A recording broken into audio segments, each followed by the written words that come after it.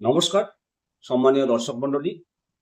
দেশের এবং রাজ্যের শিক্ষক শিক্ষাকর্মীর ভবিষ্যৎ নিয়ে উদ্বিগ্ন গোটা দেশের শিক্ষক সমাজের পরিবার এবং সাধারণ নাগরিকগণ। টেট পরীক্ষা এবং শিক্ষকদের চাকরির স্থায়িত্ব নিয়ে তোলপাড় চলছে আলোচনা, চলছে আইনি প্রক্রিয়া। গত 4 তারিখ সুপ্রিম কোর্ট বিভিন্ন রাজ্যকে রিভিউ রায়ের কপি পাঠিয়েছে। এর ফলশ্রুতি হিসেবে তেলেঙ্গানা রাজ্য বাধ্য হয়ে টেট পরীক্ষার নোটিফিকেশন জারি করেছে ইন সার্ভিস শিক্ষকদের। জোর কদমে প্রক্রিয়া চলছে উত্তরপ্রদেশে। পশ্চিমবঙ্গ সরকারও হয়তো আগামী দিনে এই প্রস্তুতি সেরে ফেলবে এবং এর প্রভাব দেখতে পাওয়া যাবে। কিন্তু এর মাঝেই আগামী জুলাই মাসে বসতে চলেছে সংসদের বাদল অধিবেশন, পার্লামেন্ট মনসুন সিজন। আর এই অধিবেশনেই হতে পারে দেশের কর্মরত শিক্ষকদের ভাগ্য নির্ধারণের এক ঐতিহাসিক ক্ষেত্র।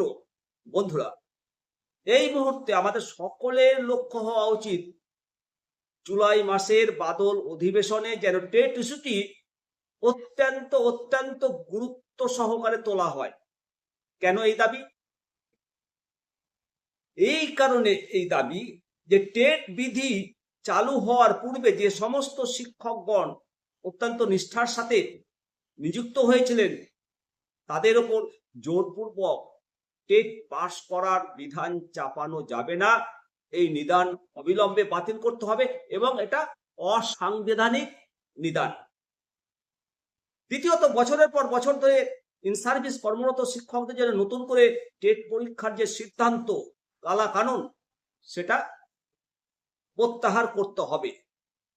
যে সমস্ত শিক্ষক শিক্ষাদানকে নিজেদের ব্রত করে নিয়েছে সেই কর্মরত শিক্ষকদের চাকরির পূর্ণ রক্ষার দায়, পূর্ণ সময় পর্যন্ত চাকরি রক্ষার দায় রাজ্য এবং কেন্দ্র সরকারকে উভয়কে সমানভাবে নিতে হবে। শিক্ষক সমাজ কোনো সমাজের সাধারণ অংশ নয়, এরা হলেন দেশ গঠনের কারিগর। বহু শিক্ষক টেট নিয়ম লাগু হওয়ার আগে নিজেদের জীবনের যে সোনালী সময় শিক্ষাক্ষেত্রে বিলিয়ে দিয়েছে।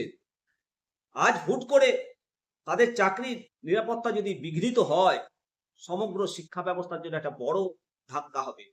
তাই সুপ্রিম কোর্টের বর্তমান রিভিউ রায়ের প্রেক্ষাপট এবং তেলেঙ্গানা ও উত্তরপ্রদেশের মতো অন্যান্য রাজ্যগুলোর সক্রিয়তার মাঝে আমাদের পজিটিভ থাকতে হবে। আমাদের লক্ষ্য একটাই হবে, আইনি লড়াইয়ের পাশাপাশি সংসদের ভেতরে এবং বাইরে আওয়াজ তুলতে হবে, যাতে জুলাই অধিবেশনে দেশের সর্বোচ্চ নীতি নির্ধারকরা শিক্ষকদের এই মানবিক এবং যৌক্তিক দাবিগুলো তারা শুনতে পান। বন্ধুরা, এটা কোনো রাজনৈতিক লড়াই নয়, এটি শিক্ষকদের সম্মান এবং রুজির লড়াই।